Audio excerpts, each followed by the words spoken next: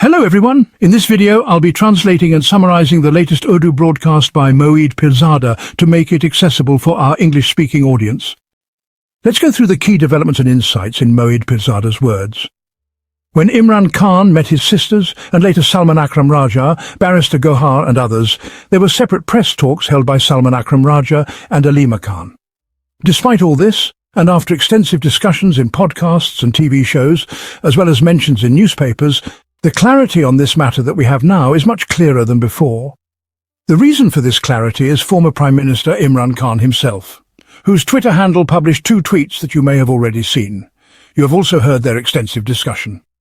I will share some additional details with you, but one tweet is where Imran Khan strongly responded to Pakistan's army chief, General Asim Munir, who had been sending indirect messages through various channels, sometimes via Sohail Fif or other figures, even TV anchors and political figures, suggesting that Imran Khan should apologize to General Asim Munir, that perhaps an apology could lead to political reconciliation.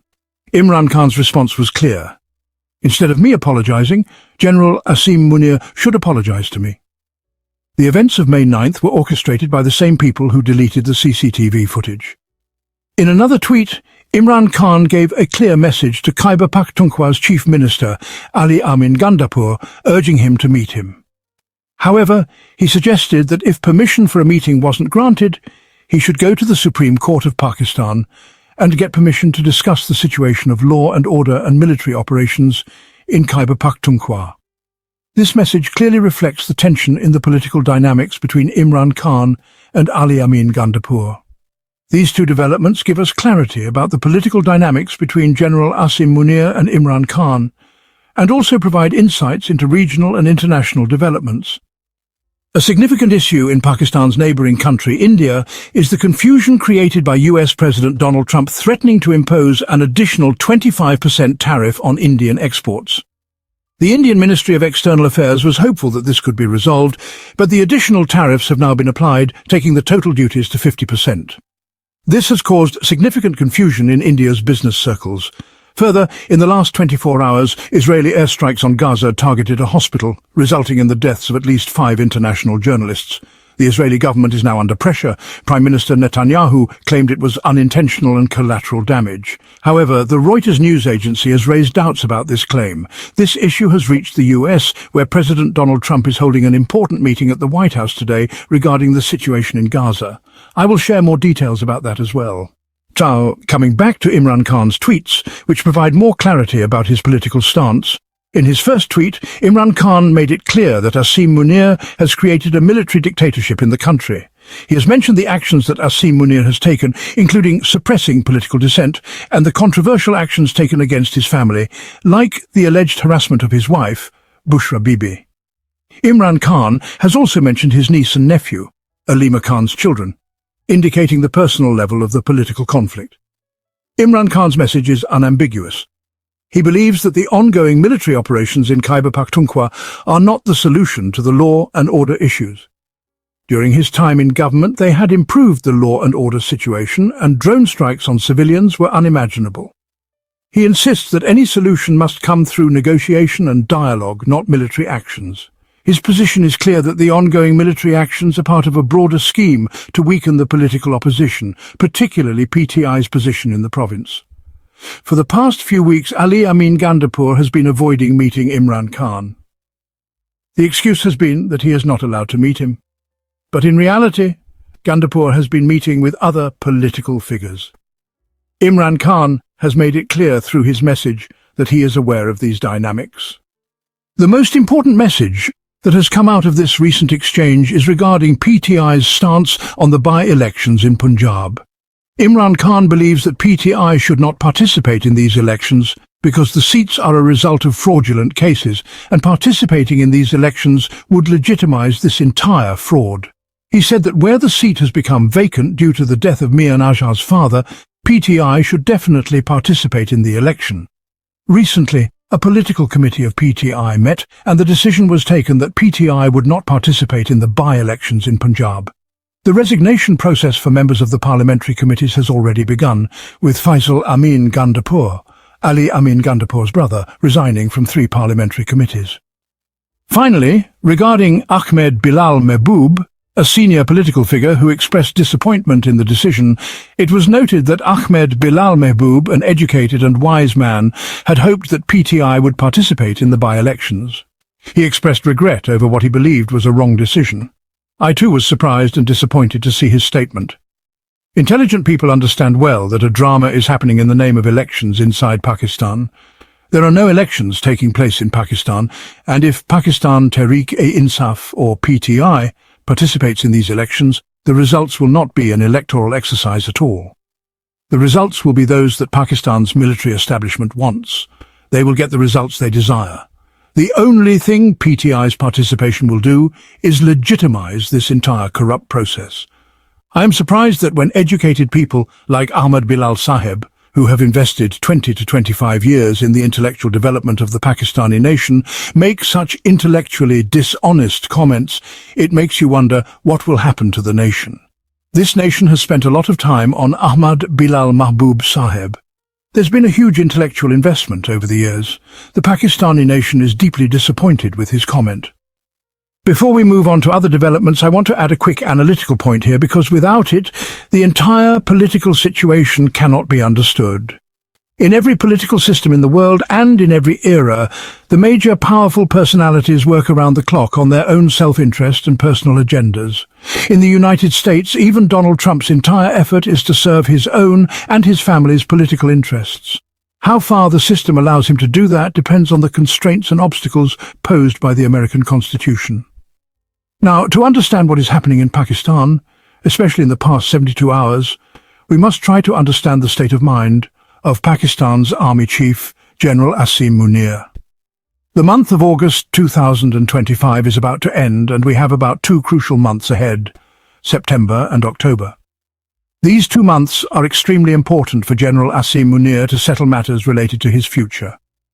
There are 3 possible scenarios here. Scenario number 1, which is very favorable from General Asim Munir's point of view, is that the amendment in the Pakistan Army Act, which was made in the first week of November 2024, gives the spirit of his appointment, which was made in November 2022, a 5-year tenure. The problem here is that when General Asim Munir was appointed in November 2022, on November 26th, his notification was for 3 years according to the convention and law. The amendment made in the Pakistan Army Act in November 2024 has no retrospective effect. Laws, when they are made, are always prospective, which means they take effect from the point they are passed onward. Strictly speaking, General Asim Munir is powerful enough that he may interpret the situation as though his appointment was for 5 years and thus extend until November 2027. But legally, the Army requires a fresh notification. There are 2 possible types of notifications here. One notification could state that, due to constitutional amendments, General Asim Munir will serve as Army Chief until November 2027. But why would General Asim Munir want the notification to state that his term will only end in November 2027? By that time, no one knows how Pakistan's politics will unfold. He would prefer that the notification be issued in such a way that his term gets a full 5-year extension, allowing him to remain Army Chief from November 2025 to November 2030. There could be any number of excuses for this extension, such as his exemplary leadership in the war against India, his role as a field marshal, or ongoing tensions with India, Afghanistan and Iran. This is the dilemma that we need to understand to grasp the political struggle currently underway. Now, let's briefly look at the situation with the floods. In Punjab, the rivers Satluj, Chenab and Ravi are facing alarming floods. India warned just 2 days ago that a major flood was heading toward Pakistan. Pakistan's TV channels have been discussing the flood as a tragedy, but they are also blaming India for the disaster, claiming that if India had not opened the dams, this flood might not have occurred. However, the truth is that when upstream reservoirs are under pressure, it is standard practice for them to release water to prevent dam failure. The real issue is that Pakistan lacks 50 to 100 small or medium-sized dams to regulate such floods. This is the crucial issue. Pakistan needs this water too. Moving on, as I mentioned earlier, there is chaos in India because Donald Trump's 50% duties are now being levied on Indian goods. Of India's $90 billion in exports, 55% is affected. This mostly includes textiles, garments, jewelry and footwear. Indian businessmen are analyzing that Indian exports will now become non-competitive compared to China and Vietnam. Interestingly, the United States has exempted India's steel, aluminum and car exports from these duties. India is dealing with this matter cautiously. The Ministry of Textile Affairs is still in continuous negotiations with the United States State Department. The Indian government has assured that exporters will be compensated for their losses and will be provided alternative markets for their goods. In fact, China has promised that Indian goods can be exported to the Chinese market, but there is a huge difference between the two markets. It seems difficult to imagine how India will be able to export to China, especially when China manufactures complementary goods. This is, well, a difficult scenario. Arshad. Meanwhile, the Shanghai Cooperation Organization Summit is happening in China between August 31 and September 1st. Indian Prime Minister Narendra Modi will attend, and Chinese President Xi Jinping will also welcome both him and President Putin. Central Asian and Middle Eastern leaders are also attending, and China wants to make a major stance against the United States during this summit. At this point, they are also seeking India's sympathies on this front. Regarding Gaza, Israeli Defense Forces recently conducted airstrikes which resulted in the deaths of 5 international journalists, including a cameraman from Reuters, Associated Press and Al Jazeera. There has been a strong international reaction. In response, Israel's Prime Minister issued a statement saying that this was an unintended target and that it was a great loss. The Reuters journalist, who was covering Israeli bombings on a hospital, believes that he was deliberately targeted. Steve Witkoff, Donald Trump's Middle East envoy, made a statement today, and just a few hours ago he said that President Trump will hold a major meeting in the White House on Wednesday regarding Gaza. But when asked whether any ceasefire plans would be proposed, he said that a ceasefire would happen naturally towards the end of the year. He added that they have plans for post-war reconstruction, reconciliation and other measures which will be shared with the world. The sense of failure surrounding Donald Trump's foreign policy is growing. I was coming back from the airport and got into a taxi with a Ukrainian driver. I sympathized with him, saying that the situation in Ukraine is terrible. I also expressed hope that Donald Trump is working hard to end the war. The driver responded with a few harsh words and said that ending the war is beyond Trump's ability. I asked why, and he said that Trump doesn't understand the dynamics of Europe, Ukraine and Russia. He has no knowledge of history or the situation. He continued, saying Trump only cares about his own business interests and those of his family. The driver then shared an interesting perspective. He had spent a significant part of his life in Moscow before moving to the United States. He claimed that during Trump's bankruptcies, Russian intelligence and the KGB helped him out. This is why Trump cannot even look the Russians in the eye. He also pointed out that having affairs doesn't matter. But what does matter are these hidden links, which are more damaging to Trump's reputation. Whether these claims are true or not, it's interesting to consider that, according to this Ukrainian, the war in Ukraine is unlikely to stop anytime soon. The situation will continue to escalate. That wraps up our translation of Moeed Pirzada's video. I hope this English version helped you understand his message better. Please like, share and subscribe to Awami Lens to help our community grow. Don't forget to leave a comment below and let me know what you thought of this effort.